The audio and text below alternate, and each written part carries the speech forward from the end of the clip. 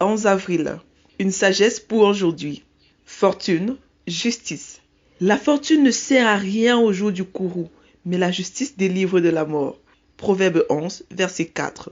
Au travers de ce proverbe, le sage veut dire aux jeunes Israélites qu'il vaut mieux être pauvre et juste qu'être riche et injuste.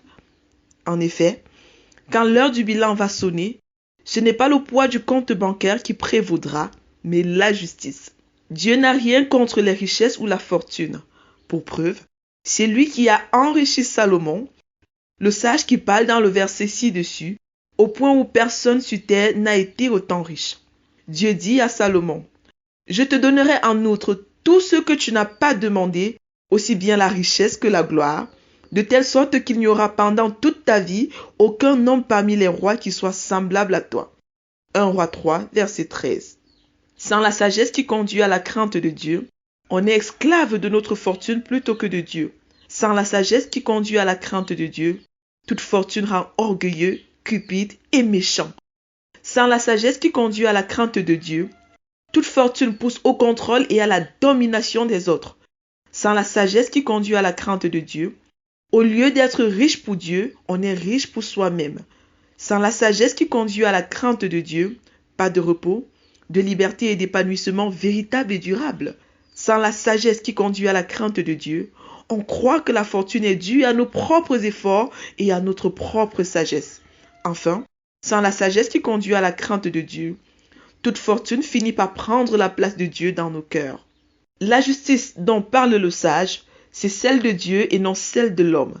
Celle-là qui s'obtient par la foi et non par la force. Cette justice est l'art de vivre dans l'humilité et la reconnaissance vis-à-vis de Dieu et dans le respect et la miséricorde vis-à-vis du prochain, quel qu'il soit.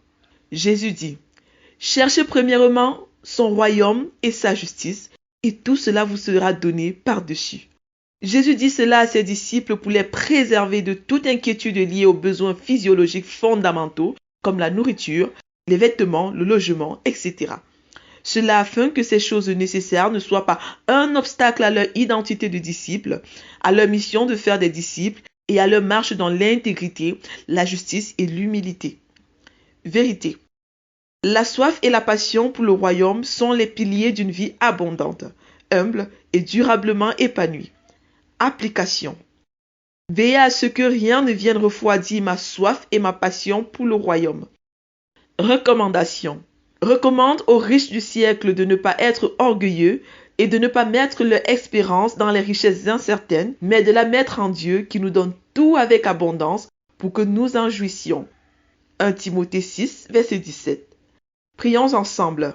Père, préserve mon cœur afin que, quelle que soit l'abondance ou le manque de mes ressources, je puisse garder ma soif et la passion pour le royaume.